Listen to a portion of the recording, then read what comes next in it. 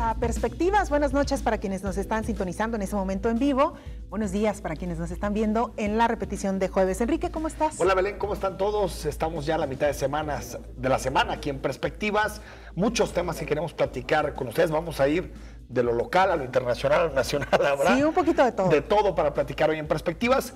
Empezar con un tema importante, Belén, la Ley de Participación Ciudadana. Ayer, por consenso, de los 37 diputados presentes, 37 votaron a favor y por lo tanto tenemos una nueva ley de participación ciudadana en Jalisco. Que la ley básicamente contempla figuras que son conocidas pero que no se han de alguna u otra manera concretado, es decir, no han sido utilizadas realmente por los ciudadanos y ahorita vamos a ver por qué. Me parece, Enrique, necesario recapitular un poco sobre de dónde vienen estas leyes de participación ciudadana. La primera de la que tenemos conocimiento en nuestro país fue la que impulsó el expresidente de México, Ernesto Zedillo, por allá en el año de 1997. Sí, ya hace casi 20 años. Una ley que además trajo, entre algunos frutos, la creación de un órgano ciudadanizado para la organización de las elecciones, que de repente se nos olvida, Enrique, que todavía hace algunos años... Eso. Claro, que todavía hace algunos años las elecciones en este país eran manejadas desde el Ejecutivo, ¿no? Desde la Secretaría de Gobernación en específico. Totalmente. Y mira, Belén, para ir colocando algunos de los temas que se aprobaron ayer, creo que hay temas importantes de avance. Por ejemplo, candidatos independientes. Antes necesitaban el 2% de las firmas, ahora necesitarán la mitad. Así el es. 1% de las firmas. Creo que es un avance importante. Creo que todavía el suelo no está parejo. Esto se me hace que es positivo, que se necesitan menos firmas. Sin embargo, creo que todavía no está, pero ni cerca de que sean paritarias, ¿no? Entre partido y entre candidatos independientes. Plebiscito, 0.5% de la lista nominal. Referéndum igual, 0.5% de la lista nominal. Ratificación constitucional la puede solicitar el gobernador, el 50% de los ayuntamientos o el 50% del Congreso. Iniciativa popular, 0.1% de la lista nominal. Iniciativa popular municipal, lo mismo. Presupuesto participativo, este tema creo que es importante. 15% de todo lo que se vaya a gastar en obra pública tiene que pasar por los ayuntamientos y tiene que pasar por la aprobación de la ciudadanía y por lo tanto también del gobierno del estado. El 15%, que no es poco, tendría que pasar por ratificación popular. Revocación de mandato, creo que el punto más polémico de todos, 5%, es decir, 5% de la lista, o digamos 5% de la población puede pedir una revocación de mandato. Y digo polémico porque la Corte ha dicho muchas veces que la revocación de mandato es inconstitucional. Es decir, ser una revocación de mandato, yo diría light. Claro. O una recomendación, una ratificación, perdón, una revocación de mandato, digamos, que no tendría impacto vinculatorio. En el sentido de que no necesariamente tendría que dejar el cargo. Será más bien el costo político, pero en realidad no se llegaría hasta eso. Y bueno, hay un tema también interesante, por ejemplo, que se introduce como el cabildo abierto. De las 12 sesiones que tienen los ayuntamientos al año por obligación, 6 tendrán que ser abiertas a los ciudadanos. Es decir, un ciudadano puede tomar en el cabildo la voz y decir, este tema no me gusta, deberían de discutir esto, esto y esto. Creo que en general es un buen avance. Claro, porque además hay que mencionar, Enrique, que estos primeros ejercicios que surgieron a nivel nacional por allá en el año del 97 y a nivel local también con una iniciativa que envió el entonces gobernador Alberto Cárdenas, precisamente el fondo del asunto y por qué no habían funcionado estas figuras que ya has mencionado, tenía que ver precisamente con esto. El número de firmas era muy alto y era muy complicado organizar a tal cantidad de ciudadanos para participar con alguna de estas figuras. De alguna manera, los legisladores en esta ocasión están tratando de hacer un vestido mucho más a la medida del ciudadano y aquí pues lo que podemos esperar es que realmente estas herramientas sean ahora utilizadas. A ver, yo creo que das en el clavo. Todos los medios de comunicación hoy creo que de forma errónea calificaron esto como medidas de empoderamiento popular, ¿no? Está bien, me parece que es un buen mensaje político. Pero bueno, ¿en cuántas leyes nos ha pasado lo mismo, Belén? Es decir, que se pone en la ley, se califican temas y después nos damos cuenta que no se utilizan para nada. Exacto. Todas estas cosas ya existen en la ley. Exacto. La diferencia es que se le bajan los porcentajes y los umbrales para que sean más aplicables. Pero yo creo que darle a los diputados y decirles, mira, ya lo lograron, no es cierto. No, hay que hacer que esto se pase a la realidad y los ciudadanos puedan participar y tengan todas las condiciones para participar, porque en una de esas dice el Instituto Electoral, no tengo lana, no puedo hacer los referéndums, o los ayuntamientos se amparan. Es decir, qué bueno que está el andamiaje jurídico que sostiene esta participación, pero todavía no ha pasado nada. No, y además, como bien lo mencionas, incluso en Jalisco ha habido ya algunos usos de estas herramientas. Recordamos, por ejemplo, en el caso de revocación de mandato, el hoy alcalde de Guadalajara, Enrique Alfaro, cuando era alcalde de Tlajomulco, llevó a cabo esta iniciativa que decía, como bien lo decías, era un poco, digamos, por hacer el ejercicio, no iba a pasar nada si los habitantes de Tlajomulco decían que se fueran. Y lo organizaba él mismo, ¿no? El ayuntamiento, es decir, no había un árbitro imparcial que en realidad checara si se votaban 2 veces. Es decir, yo creo que está bien que existan, es mejor que exista que no exista. Claro. Sin embargo, creo que tiene que ser más contenido el mensaje después de que suceden estos cambios. Ya cambió todo, ya ahora sí los ciudadanos saldrán y ratificarán a los gobernantes. Que haya condiciones para que lo hagan, que existan todas las facilidades jurídicas es un paso, pero hay que recordar que muchas veces se nos venden este tipo de cosas, lo platicábamos el lunes con el Sistema Nacional Anticorrupción, como las grandes reformas que van a cambiar el país o que van a cambiar el Estado, y yo creo que vamos bajando las expectativas, que los ciudadanos las adopten y que le exijan a los gobernantes que sean de fácil uso. Eso sí, rescataré algunas cosas. El consenso.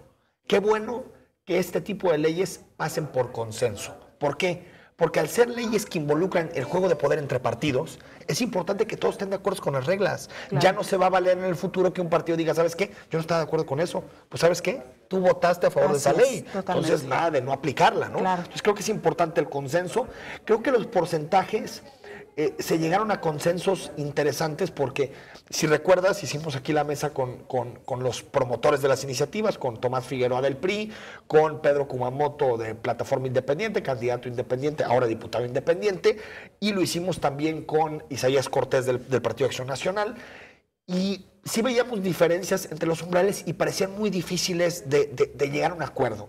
Y al final, entre el que pedía menos firmas y menos umbral, que era Pedro Kumamoto, y el que pedía más, que era el gobernador del estado, creo que se llegó a un punto medio que me parece sensato, porque tampoco debemos de caer en que las herramientas sean de tan fácil acceso, que se vulgaricen y se vuelvan realmente un instrumento más del juego entre los partidos políticos. Totalmente, y que ese es el otro punto interesante, Enrique, que estas herramientas realmente sean encabezadas y abanderadas por ciudadanos auténticos. Hemos visto, lo decíamos ya, estos ejercicios, incluso en nuestra entidad, en donde han sido abanderados por alguna organización, por algunos intereses particulares, y es ahí donde el ciudadano no confía del todo. Y bueno, evidentemente también, Enrique, preguntarnos hasta dónde la votación de estos legisladores ha tenido que ver con, hasta cierto punto, el hecho de que están tomando conciencia que el ciudadano ya está castigando ciertas acciones que llevan a cabo los legisladores. Yo creo que tiene mucho que ver, ¿no? Que en realidad el costo político de estar en contra de estas iniciativas se ha vuelto más alto, ¿no? Y quedó claro en este tipo de votaciones. Sin embargo, yo también rescataría, Belén, que es un tema importante, que los procesos son muy largos. O sea, cuando pensamos, por ejemplo, en la democracia plebiscitaria por antonomasia o por excelencia, por ejemplo, es Suiza, ¿no? En Suiza se vota 6, 7, 8 veces al año, se ratifican todas las reformas constitucionales, se pregunta hasta como, por ejemplo, por una ley que ponía salarios máximos, salarios mínimos, se pregunta todo, pero llevan siglos en esos procesos. Claro. Es decir, yo creo que lo que acompaña la participación son procesos de mucho mayor alcance que tienen que ver con la educación, con que vuelvan, por ejemplo, o que haya clases de democracia y la importancia de la democracia en las escuelas. Yo creo que el proceso no termina ahí. O sea, el proceso no termina en la aprobación de una ley y de pronto no caigamos en este discurso de la propaganda política, claro, de ya ahora sí, pusimos todo y ahora sí ya es una sociedad más empoderada. Creo que falta muchísimo para que eso se traduzca en la realidad. Y evidentemente estas herramientas irán teniendo éxito en la medida que realmente el ciudadano confíe en ellas. Tú lo mencionabas, el caso del presupuesto participativo, que también ya lo hemos visto en otros municipios, pero que realmente el ciudadano, al momento de votar por las obras, que él decida a dónde se va a ir su dinero, que en el futuro lo vea realmente reflejado y que no sea, pues digamos, como esta gran pantalla de decir sí votamos y sí participamos y el dinero finalmente termina yéndose a donde las autoridades deciden, ¿no? Yo creo que es importante decir que hay que aplaudir que se aprueben estas cosas. Yo digo de bajar las expectativas porque después en México tenemos esto que el presidente Enrique Peña Nieto ha dicho, el mal humor. Es decir, pero el mal humor tiene que ver con que se nos ha vendido una y otra vez 50, 100 veces por todos los partidos políticos. Empieza la auditoría, mira, ahora ya nadie se va a robar el dinero. Y bueno, pues nos damos cuenta que no pasó así. Exacto. Pues nos venden otra reforma y parece también que transforma el país y al final no lo transforma. No ¿Por qué? Porque también hay muchos problemas que tienen que ver con asuntos estructurales. O sea, también, por ejemplo, mucha gente no participa porque no porque no lo quiera hacer, porque tiene otros asuntos que resolver, porque tiene que llevar comida a su casa. Y si no se resuelven este tipo de cosas estructurales, redes, pues después decimos, fracasan las normas. Sí, porque estaban asentadas sobre una base social que en realidad no iba a responder. Creo que muy positivo que se apruebe, bajar expectativas, bajarle un poquito a estos ánimos en torno a la reforma y que los gobiernos se comprometan ahora a poner todas las condiciones para la participación. Es importante saber, por ejemplo, Belén, el tema de la ratificación, que ya lo platicábamos, porque también nos puede llevar otra desilusión. Yo vi a todos los programas de radio de hoy, a todos los periódicos, hablando mucho del tema de la ratificación. Inconstitucional, no se puede hacer. Un gobernante no se le puede pedir porque aparte el cargo es irrenunciable. Exacto. Es decir, ratificación de mandato habrá simbólica, pero no habrá una ratificación de mandato real. Como las llamadas a misa, ¿no? Que les dicen un poco. Digo, al final yo creo que el político que se somete a una ratificación y si pierde y no deja el cargo, va a tener su costo político. Claro. Pero al final no hay ninguna obligación legal. Y creo que también tiene que tener sus buenos candados que vendrán, porque hay que recordar que la reforma constitucional se va a los ayuntamientos, se aprueba o se debería de aprobar en la mayoría de los ayuntamientos, regresa al Congreso para que se hagan las leyes secundarias y se hagan los reglamentos. En las leyes secundarias habrá temas muy interesantes como, por ejemplo, se puede revocar un mandato a un gobernante con menor porcentaje de participación que el que lo apoyó en un principio. Es decir, si por Aristóteles Sandoval votó el 63% del padrón y después le revoca el mandato el 27%, ¿se vale eso? ¿Sería válido? Claro que bueno, no. Ahí sí tendríamos que... Como una minoría le revoca el mandato a una mayoría. Claro. Se tienen que poner esos candados para que sea más del 50%, que exista alguna causa para promover el proceso. Es decir, creo que estamos todavía a medio camino en este tema. Claro, y ya lo mencionabas, Enrique, son en total 13 figuras de participación ciudadana, la mayoría ya las hemos mencionado. Quizá faltaría hablar sobre la Contraloría Social. Sí, ¿no? Que la Contraloría Social es importante. Que también, si la otra Contraloría no sirve, pues...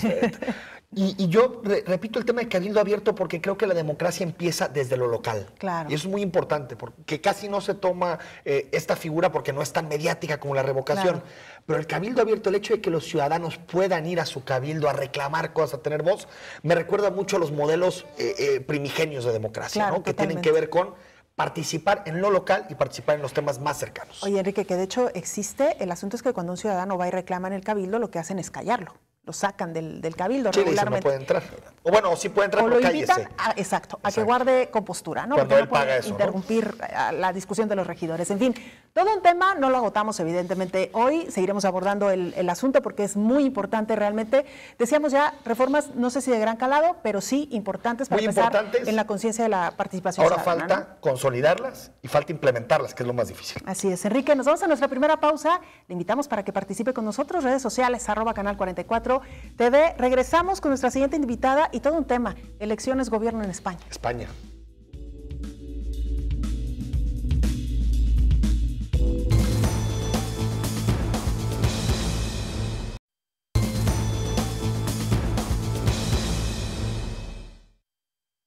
Ya son más de 40 años desde la muerte del dictador Francisco Franco, y España se encuentra por primera vez en una fase de parálisis política. Es cierto, la transición a la democracia no fue fácil. En aquellos años, la endeble arquitectura constitucional se veía amenazada por golpistas y enemigos de la democracia que no querían que el tiempo constitucional sepultara al franquismo. España vivió el golpe de Estado del 23 de febrero de 1981 y tras resistir con el apoyo del monarca Juan, España se ha convertido en una de las democracias más estables y sólidas del viejo continente. Sin embargo, la última elección sepultó el bipartidismo, socialistas y populares, para abrir un abanico de multipartidismo, clásico de las democracias europeas, pero extraño hasta hace unos días en España. En más de 135 días, ni socialistas, ni populares, ni Ciudadanos, ni Podemos lograron ponerse de acuerdo para investir a un presidente. Ante la ausencia de acuerdos, el rey determinó nuevas elecciones que se celebrarán este próximo 26 de junio. ¿Qué podemos esperar del futuro político de España? Hoy hablamos de España en perspectivas y tenemos a la doctora Laura Ibarra. Doctora, ¿cómo está? Muy buenas noches. Ay, pues buenas noches, Enrique. Muchas gracias por invitarme. Muchas gracias por estar aquí con nosotros. Explíquenos un poquito, doctora. Yo creo que aquí en México, bueno, la relación con España es especial. Es una relación distinta prácticamente a cualquier otro país europeo. Pero pues mucha gente no entiende que hubo elecciones, no se pusieron de acuerdo. Ahora va a haber otras elecciones. Explícanos un poquito el momento político de España. Bueno, pero vamos a explicar dos cosas. La primera es que efectivamente el 20 de diciembre del año pasado hay elecciones y generalmente, o sea, España, como casi todos los sistemas políticos en Europa, tenía dos grandes partidos, digámoslo así, los dos grandes bloques de derecha y de izquierda, que en España, o sea, de izquierda es el PSOE y de derecha es el Partido Popular. Y lo que encontramos en las elecciones es que de repente de este bipartidismo surgen dos nuevos partidos con una gran fuerza, que es el Partido de Ciudadanos y es el Partido de Podemos. Ahora, el otro punto que hay que entender es que en los sistemas políticos modernos es muy importante gobernar con mayorías. Claro. Y entonces, ¿qué quiere decir esto con mayorías? Que solamente se puede gobernar cuando el 50% de la población se ha decidido, o más, se ha decidido por apoyar un gobierno. Nosotros tenemos este curioso sistema del 30-30-30, que a veces nos puede parecer curioso, pero allá hay que buscar mayorías. Generalmente hay dos formas de buscar mayorías. Una es que se da la elección, donde puedan participar 5 o 6 partidos, y que en la segunda vuelta, si ninguno alcanza la mayoría, se da una segunda vuelta con los dos partidos que tuvieron el mayor número de votos. Entonces, claro, por es como lógica, el sistema francés, ¿no? el sistema francés, sí. Hay muchos sistemas que son así, o sea, la famosa segunda vuelta. España no tiene esta segunda vuelta, sino lo que tiene es que tenemos entonces unas elecciones en donde ninguno alcanza el 50%. ¿Qué es lo que tiene que ocurrir? Pues tiene que haber una coalición, una alianza entre partidos, y entonces los partidos tendrán que ponerse de acuerdo para formar gobierno. Y entonces tenemos en el resultado de las elecciones de mayo que tenemos a los dos grandes bloques que no alcanzan mayoría, y entonces se pudiera decir se abre el juego para formar alianzas, para formar coaliciones. Y entonces los partidos empiezan una serie de conversaciones, primero son como muy tentativas y se supone que deben de fructificar en un acuerdo precisamente para formar gobierno. La cuestión es que empiezan estas conversaciones que no llevan a ninguna parte. O sea, el partido que mayor votos tuvo, o sea, es el partido gobernante, el Partido Popular con Rajoy, no logra conversaciones. O sea, los tres otros partidos les dicen no. Si con nosotros no negocias. No, con nosotros no hay modo. Hay que señalar que el partido... Pero con Ciudadanos más o menos, pero no alcanzaban a tener mayoría, ¿no? Más o menos. Sí. Tal vez habrá que explicar que Ciudadanos es uno de estos partidos nuevos, es un partido de derecha, de centro, se pudiera decir, y el otro partido que encontramos en el otro extremo del abanico político es este partido nuevo de Podemos, que pudiéramos decirlo es un poco en el extremo izquierdo. Exacto. O sea, no es una extrema izquierda, pero digámoslo así, es uno izquierdo. Entonces, a Rajoy los tres le dicen no. Luego vienen una serie de conversaciones, se abre una posibilidad de que haya una gran alianza de izquierda entre Ciudadanos, el PSOE, y Podemos. Pablo Iglesias parecía que estaba Pablo Iglesias es el líder de Podemos. Él dice, bueno, pues que vaya el líder del PSOE adelante y yo iré como vicepresidente, pero a la hora de la hora resulta que en las conversaciones todos se sienten como si fueran sometidos a una presión que no van a poder satisfacer, y entonces las conversaciones terminan en fracaso.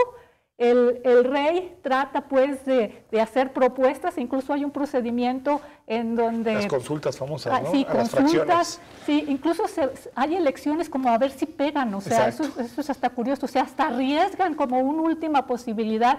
Bueno, pues vamos al Congreso, o sea, este es un sistema parlamentario, o sea, las cosas se deciden en el Congreso, vamos viendo a ver si alguno consigue el apoyo, y el resultado es que... Lo intentó Pedro Sánchez, el socialista, y no lo logró, Pedro Sánchez, ¿no? O sea, hubo muchas conversaciones, la cosa es que no logran ponerse de acuerdo. Entonces, pues la única salida es precisamente el 2 de mayo, dice el rey, pues ni modo, o sea, se disuelve el Parlamento y al día siguiente se convocan nuevas elecciones. Ahora, el 26 de junio, me parece, si no estoy equivocada, 26 de junio los españoles tendrán que elegir nuevamente... pues un congreso. Un congreso y ojalá que de ahí salga de ahí, sí. ¿Y cuál es la expectativa precisamente que se tiene, doctora, de estas próximas elecciones? Pues la expectativa es realmente, mire, tal vez para decirlo coloquialmente, recuerdo que alguna vez un español me dijo, es que el problema en España es el siguiente, cuando dos españoles se encuentran y dicen vamos a construir un pozo, uno dice sí, se va a construir aquí, y el otro dice se va a construir aquí, y entonces nunca se construye el pozo porque los dos dicen dónde se va a construir, aferrados a su postura. Dice, esto es muy, muy español. Y él me lo decía en otro contexto político, pero creo que aquí cabe la misma, esta situación tal vez anecdótica, porque o sea, la situación no ha cambiado, no hay nada que nos indique que ahora están en posibilidades de negociar otras cosas, de que haya otros líderes, de que dentro de los partidos haya otras cosas. En realidad, a lo que le están apostando es a que el electorado decida de manera diferente y de que tal vez algún partido tenga un mayor número de votos y por lo tanto un mayor número de diputados, para que de esa manera pueda irse a las conversaciones con mejores cartas. Oiga, doctora, si no cambian los partidos, se cambian los votantes, ¿no? Al menos. De menos, sí, esa es la posibilidad, ahora, que los resultados sean diferentes. Es un tema interesante porque, digo, España nunca había estado en esta situación. El bipartidismo permitía que con algún partido regional perfectamente podía el PSOE o el PP formar gobierno, ¿no? Unos 5 o 10 diputados que le faltan. Pero lo interesante es que a nivel europeo es muy común los pactos, porque son sistemas parlamentarios. Claro. ¿Qué sucede? Es un problema de cultura política de España, porque, por ejemplo, en Alemania, ves que la Merkel gobierna con los socialdemócratas. Es decir, y la parece muy común. La izquierda y la derecha reunidos.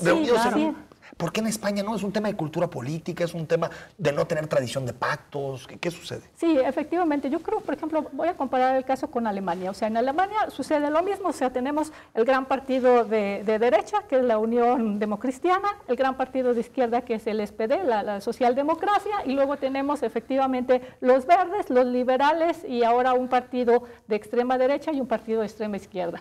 Pero sucedió lo mismo. O sea, hay elecciones en donde los resultados no dan para que un partido tenga la mayoría absoluta y pueda gobernar. Entonces, ¿qué es lo que sucede? Pues vamos a ver con quién podemos gobernar. Nada más que los alemanes se toman muy en serio esto de que la única posibilidad de gobernar son los dos grandes partidos que obtuvieron el mayor número de votos. Entonces, se puede decir, hay un mandato del electorado para que los dos grandes, sea derecha y sea izquierda, se entiendan. Y entonces Merkel gobierna con la derecha y con la izquierda. Incluso actualmente la oposición más fuerte de Merkel es al interior de su propio partido, curiosamente, y no con la socialdemocracia, que es pues con el partido con el que ha hecho alianza. Ahí sí hay una gran tradición, porque hay un antecedente ya en la historia de que la gran coalición logró resolver problemas muy fuertes por los que pasaba Alemania. Sí. En España esta situación no Pactar no se entiende como traición en España también, ¿no? O sea, como traicionar tus principios cuando pues, es elemental, Sí, ¿no? pues el caso el español es aferrado. En Alemania, por ejemplo, hay una palabra compromiso, que no quiere decir compromiso, sino quiere decir tú vas a ceder en tu posición y yo también voy a ceder en mi posición y vamos a ver cuál es ese punto medio en el que vamos a coincidir. Y esto es un fundamento para una gran cultura de negociación, de diplomacia, de perspectiva política. Y esto en otros lados no existe. De hecho, en España se pudiera decir que no existe. Son más aferrados a sus principios y a sus posiciones. Sí. Doctora, y en ese contexto hablábamos ya de lo difícil que pudiera ser que el votante cambie, ¿no?, su sufragio, pero digamos, luego de todo este proceso y una vez que el ciudadano ha escuchado incluso las diferentes posturas de estos 4 partidos, ¿hasta dónde cree realmente factible que Podemos pueda superar a los socialistas? Ser la izquierda, ¿no? Pues la verdad es que también Podemos no pasa por su mejor momento. O sea, esa euforia que despertó una posibilidad de izquierda novedosa tampoco no ha sido muy convincente. El mismo líder Pablo Iglesias actualmente es un líder que también ha sido discutido. O sea, su liderazgo también ha sido controvertido. Entonces, o sea, pudiera ser, la política siempre tiene este elemento coyuntural de que puede que suceda un acto terrorista, puede que suceda, no sé, el Brexit o alguna cuestión, algún nuevo, se destape una nueva cuestión de corrupción que hunda todavía más al Partido Popular. Entonces, a veces es difícil tener una bola de mago para adivinar qué va a suceder, pero en realidad el futuro no se ve como muy claro, ¿no? Prometedor. El acuerdo parece difícil porque, bueno, hay que recordar, por ejemplo, en Bélgica se pasaron casi 2 años sin ponerse de acuerdo, ¿no? Y acá también se llevaron bastante tiempo. Y eso puede pasar, bueno, ya han pasado al menos 150 días.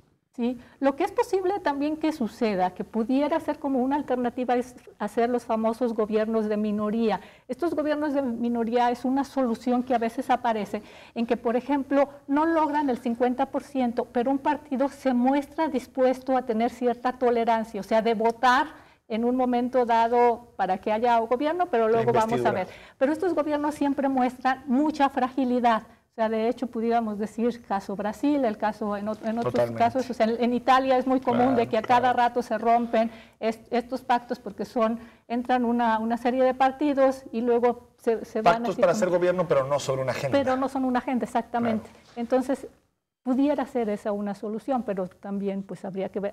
Todo va a depender de los resultados electorales. A ver cómo pasa. Doctora, gracias. Muchísimas gracias. Y vuélvanos muy claro. a hablar de otros temas. Muy claro el tema. Muchísimas gracias. Muchas gracias. Gracias. Vámonos al corte y ahora volvemos a Guadalajara. Así es, con más temas de la localidad.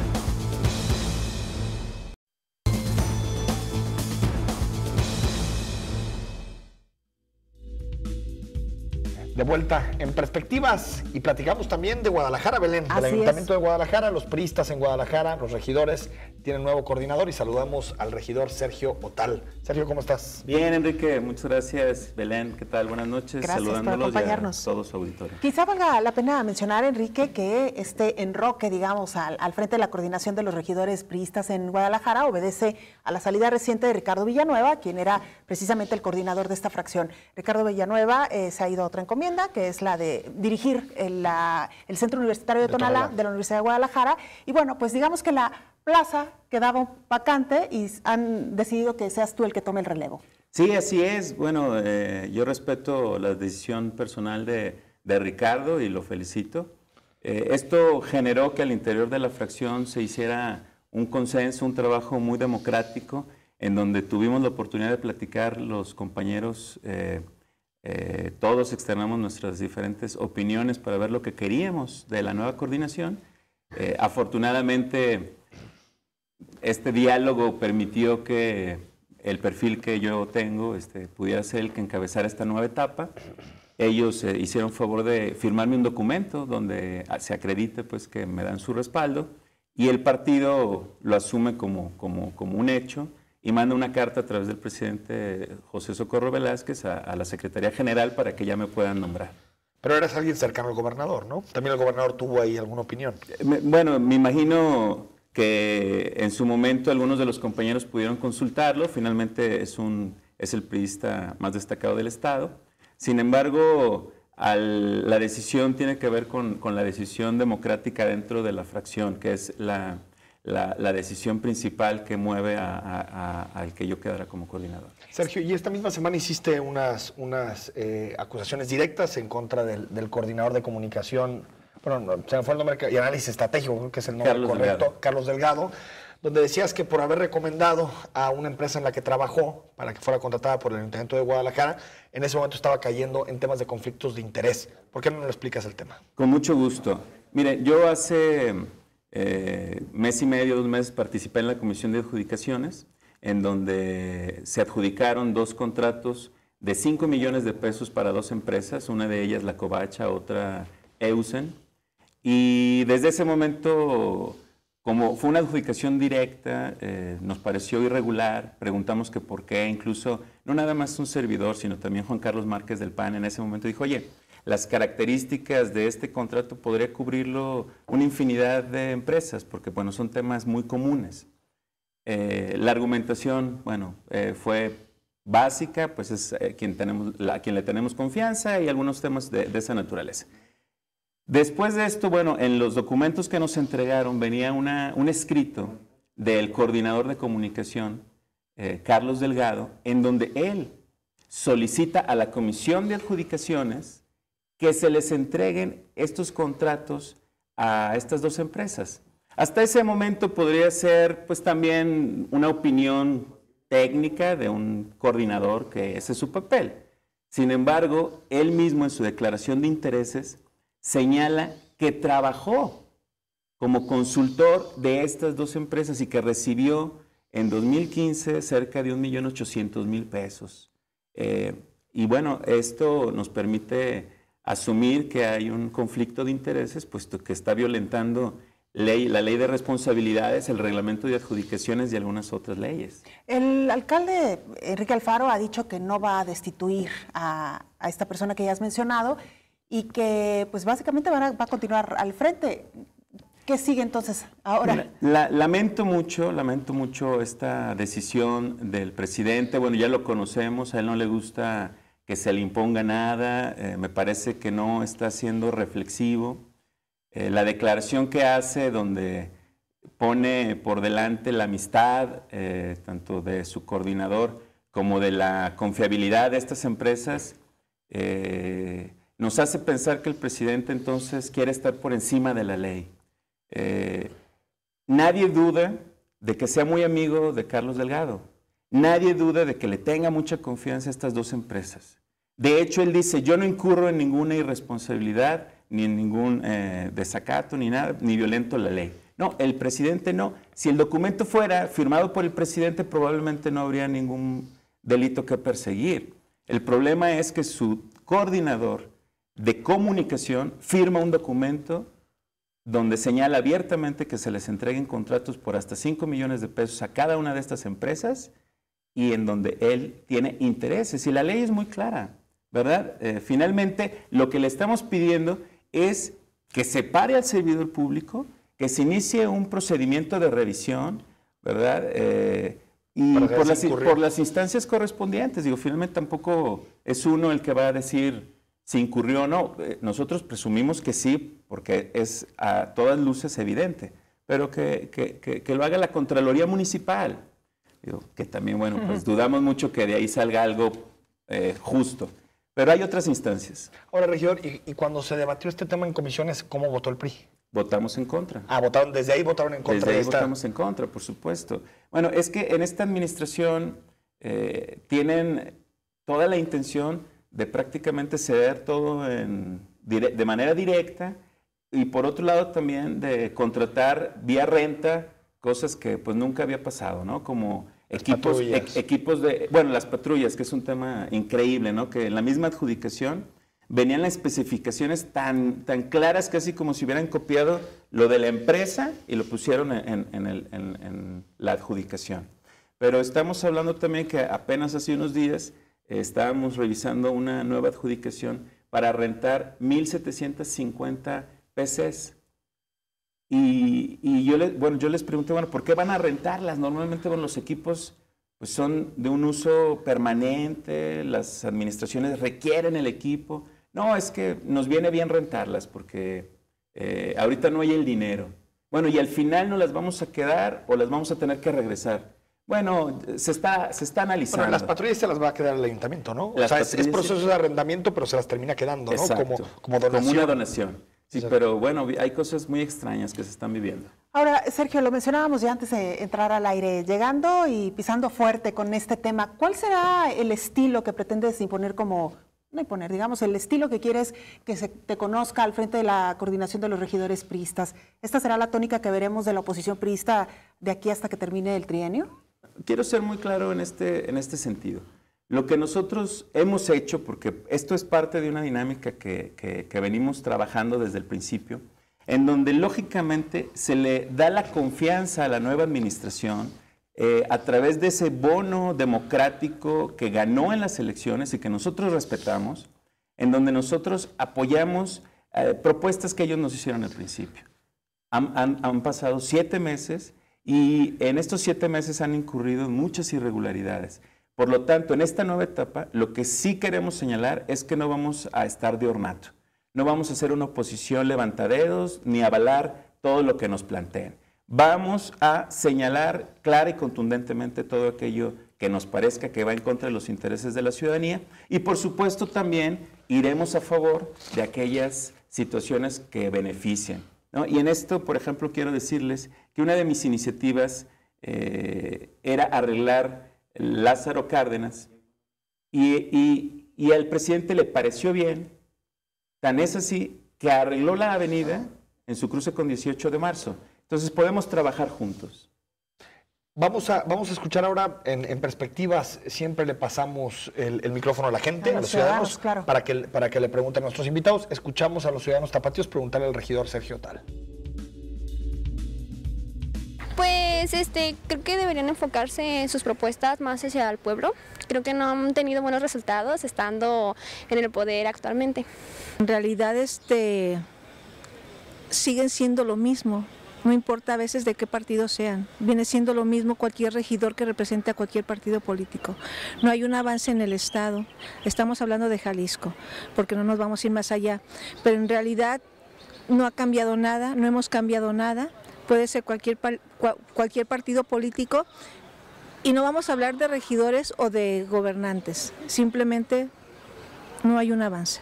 No creo que están muy bien, que digamos, y es más, ningún partido, porque en primer lugar la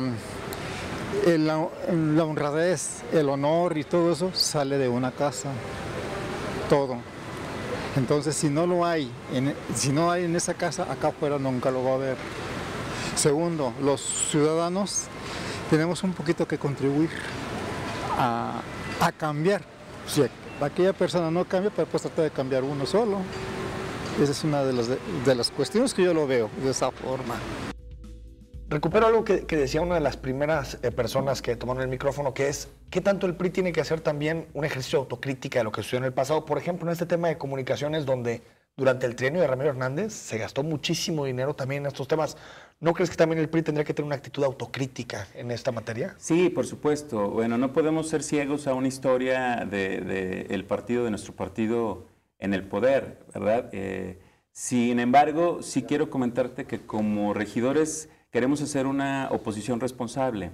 Ya lo decían hace algunos días en una revisión de los medios a través del trabajo legislativo de los regidores, en donde decían que, bueno, somos flojos. Yo quiero comentarles que los 5 regidores del PRI junto con el regidor del Partido Verde tenemos más iniciativas, los 6, que los 13 de Movimiento Ciudadano. Y estas iniciativas buscan incidir en situaciones del día a día que viven los ciudadanos de Guadalajara. Por decirte una de ellas, yo planteé apenas en la sesión pasada el tema de banquetas dignas. La administración tiene un tema de banquetas libres. Y este tema significa quitar puestos de tacos, autos, incluso están multando, infraccionando a los ciudadanos hasta por 3,200 pesos por pararse un segundo en la banqueta. Si te detectan, pum, inmediatamente 3,200 pesos. Sí, está bien, qué bueno que quieran limpiar de esa forma las calles, pero ¿dónde están las banquetas que están descuidadas? Por donde no pueden pasar personas de la tercera edad, niños, personas embarazadas o personas con discapacidad. Ahí donde está el ayuntamiento. Entonces, mi planteamiento es, vámonos a arreglar la banqueta y que le invierta 30 millones de pesos el ayuntamiento en este arreglo de banqueta. Bueno, Sergio, con este y otros temas regresamos, si te parece, Enrique. Vamos a la pausa y seguimos invitando a nuestros televidentes para que participen con nosotros con sus comentarios y opiniones, @Canal 44 TV.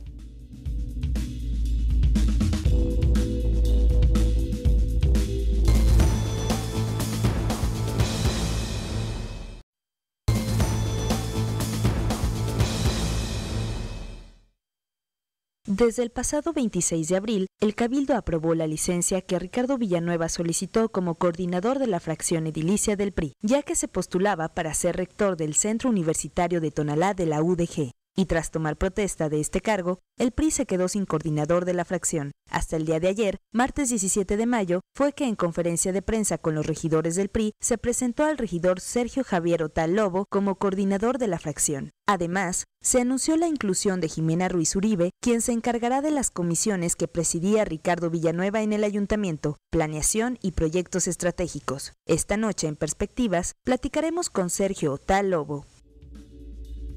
Bueno, ya estamos en esta charla con el regidor priista, coordinador precisamente de la bancada de los regidores priistas en el Cabildo de Guadalajara. Si me permite nada más sacar 2 breves comentarios que nos han hecho llegar a través de nuestras cuentas institucionales. Ursúa 07 nos dice, el gobierno corrupto se está preparando para invadir con sus candidatos independientes. Entiendo que eso tiene que ver con el primer tema que abordábamos y todas estas iniciativas que promueven la participación ciudadana. Porque existe mucho el debate si en realidad a través de facilitar el acceso a candidaturas independientes se quiere dividir el voto para fortalecer a los partidos que tienen más voto duro. Sin embargo, esa era la lógica que discutimos en 2015 y no pasó así. Sí, exactamente. Y también escribe Spike85, dice: saludos desde la colonia López Portillo, gracias por los apoyos a nuestra colonia, regidor Otálogos. Lo está arrobando también ahí en la cuenta institucional de Twitter. Exacto. Y bueno, más temas de Guadalajara. Uno que me parece muy puntual o que se ha discutido mucho en los últimos días es esta renovación o reestructuración de la concesión de CAPSA, ¿no? de la basura. Un tema creo que fundamental en nuestra ciudad. ¿Qué opinas de cómo se reestructuró y si crees que el ayuntamiento tendría que dar un paso más en este tema? Bueno, la verdad es que en este tema, como en muchos otros, el presidente se fue solo, se sentó, no invitó a las diferentes fracciones para que diéramos nuestra opinión. Lo único que nosotros en su momento le solicitamos es que no, si le fuera a quitar la concesión a CAPSA, que no fuera a dejar abandonados a los empleados de la empresa. Parece ser que sí llegó a un convenio y lo único que esperamos es que este convenio pues sea para beneficio de los tapatíos, ¿verdad? Porque honestamente no nos compartió el tema.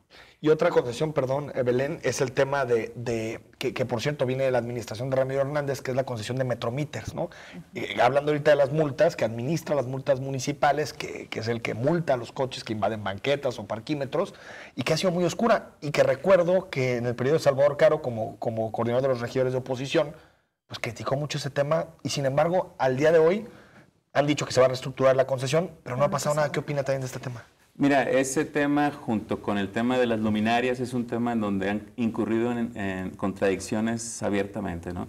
En el caso de las luminarias con Ramiro Hernández, Salvador Caro, un día sí y otro también, acusaba de corrupción, acusaba de que había millones implicados para beneficio de algunos cuantos servidores públicos. Y tan es así que el tema de luminarias se detuvo y no se logró en la administración de Ramiro. Llega Enrique Alfaro y a los pocos meses, con la misma empresa, con los mismos montos, en las mismas circunstancias, se aprobó el tema de luminarias. Y ahora ya estamos viendo que las luminarias están instalándose en la ciudad. Entonces, para golpear son prontos, para tomar decisiones también son muy prontos, pero no explican ni el cómo ni el por qué. Seguimos recibiendo participación de nuestra audiencia. Alberto Ochoa nos escribe y nos dice: mucho parafraseo de Otal y al final no dice nada. Y al tema Ramiro Hernández le da vuelta para no atacarse en el pasado. Bueno, no me corresponde a mí atacar la administración de Ramiro Hernández. Lo único que yo puedo señalar, y como lo hice puntualmente, en el tema de esta nueva administración le damos y le hemos dado el voto de confianza al presidente y a la toma de decisiones. Sin embargo, tendremos que ser también muy puntuales en señalar aquellas cosas que nos parezcan irregulares, como es el tema que nos ocupa, en donde hoy el presidente dice: no lo voy a desvincular de su puesto, lo mantengo porque es mi amigo, las empresas no se van porque son de mi confianza. Y bueno, esto nos invita y nos obliga a llevar a las instancias correspondientes el tema, para que sea la Contraloría Municipal, por supuesto, dándole su lugar, esperando que sí tome una decisión adecuada. Y si no es así, bueno, pues hay otras instancias estatales. Entonces acudirían a otras instancias. Sí, por supuesto, a la Contraloría Estatal o al TAE, por supuesto. Regidor, preguntarle el tema de los ambulantes también, porque creo que es un tema al que se le ha vinculado históricamente al PRI, y que el PRI es el que está detrás de los ambulantes y es el que repartía los permisos y que la CNOP, y bueno, muchísimas cosas que se han debatido. ¿Qué piensan de la estrategia de Enrique Alfaro en este tema y si van a coadyuvar a tratar de combatir este problema? Bueno, nosotros votamos el nuevo reglamento para el centro, no lo negamos, lo votamos porque se nos pidió el voto de confianza. Sin embargo, vimos cómo fue golpeador para con los comerciantes, incluso llevarse a mujeres con sus mercancías y a ellas, órale, en la patrulla. Y lo único que le pedimos es que fuera más respetuoso, que la policía no violentara. Ustedes vieron que hubo conatos de violencia, incluso afuera de presidencia, y el PRI buscó no defender a los golpeadores, no defender a las mafias que ellos señalaban, sino defender a los comerciantes en general. Y déjenme decirles que muchos comerciantes que vendían en el centro, sobre todo artesanos, regresaron. Y fue también a través del trabajo que como presidente de la Comisión de Cultura hice por ellos. Regidor, nos está llegando más participación de nuestra audiencia. Muchas gracias de veras por acompañarnos y además participar con nosotros. Manuel Vargas nos dice, ¿cómo quisiera creer a este regidor? Más la experiencia me dice que solo son respuestas a los medios y nada de verdad en las acciones. Miren, me gustaría, y lo digo aquí delante de las cámaras, que los ciudadanos acudan a las oficinas cuando tengan algún problema que tenga que ver con carácter municipal, y nos permitan hacer nuestro trabajo, porque parte del trabajo que hacen los regidores, además de proponer iniciativas, es hacer gestoría para que los ciudadanos vivan mejor. ¿Qué significa esto? Bueno, que si tienen algún problema de alguna multa, de alguna licencia, alguna infracción, nuestra tarea es facilitarles el poder, si no solucionar, por lo menos encauzarlos, darles seguimiento y que obtengan el beneficio, ¿no? Entre otras cosas, puedo señalarles que llegan personas a buscar aparatos auditivos, lentes, alguna necesidad de carácter laboral. Y bueno, no tenemos varita mágica ni tenemos ahí guardado nada, pero tenemos las ganas de ayudarlos y facilitarles para que vayan a las instancias que sean correspondientes y encuentren solución a su problema. Dos comentarios más que más bien son felicitaciones. Fairbook 3 dice... Fernando Hernández, bueno, agradece por la gestión para que nos pongan las lámparas que prometieron. Y Old Torre dice, saludos al regidor Otal Lobo. Y yo quisiera aprovechar estos comentarios, los que hemos recibido en general, porque me parece, regidor, que también va a ser un papel muy importante el coordinador de cara a los próximos comicios. ¿Cómo pretenden recuperar Guadalajara? Y me parece que el papel de ustedes será fundamental.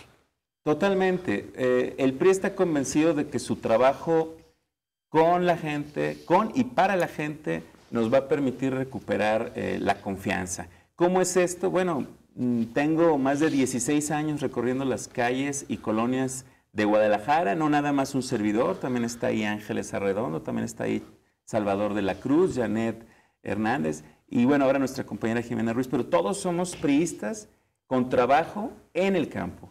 Estamos formados y creemos que este trabajo de apoyar las necesidades de la gente, nos va a permitir ganarnos su confianza y seguramente el PRI remontará en las próximas elecciones.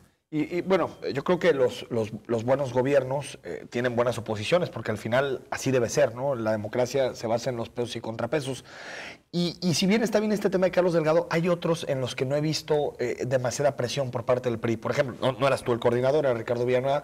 Ya decías, los hechos del 3 de diciembre, aquellos en donde, desde mi punto de vista, hubo violaciones de derechos humanos, están claros en los videos, por ejemplo. Aquí se lo preguntamos a la regidora Lupita Morfín, nos dijo que desde su punto de vista no lo sabía.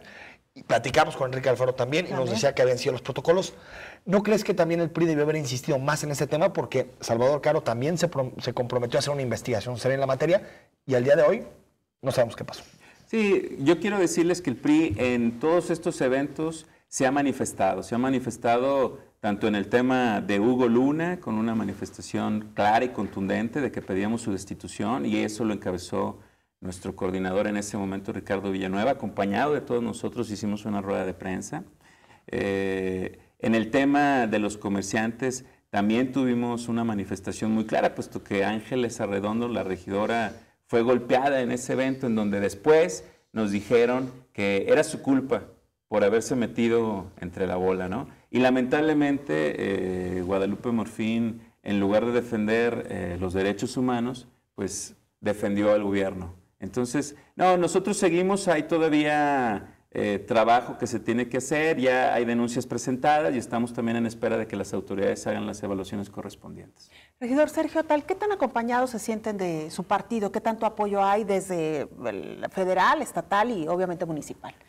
Nos sentimos muy cobijados, la verdad es que ahora que llegó José Socorro Velázquez a la presidencia del PRI estatal, nos ha abierto las puertas y su comunicación, la confianza para externarles todos nuestros problemas. También entendemos que el tema, por ejemplo, de la presidencia del PRI Guadalajara, aunque ahí está nuestra compañera Delia Pacheco, viene una renovación. Entonces también respetuosamente estamos esperando que se haga este cambio en la presidencia del PRI municipal. Sin embargo, el PRI está unido, está sólido, está fuerte, está trabajando en conjunto, diputados locales, diputados federales, gobierno del estado y regidores de oposición y los presidentes que son del PRI. Y estamos trabajando en la búsqueda de los mismos objetivos, que es trabajar por y para la ciudadanía. ¿Quién te gusta de candidato? Hay varios apuntados.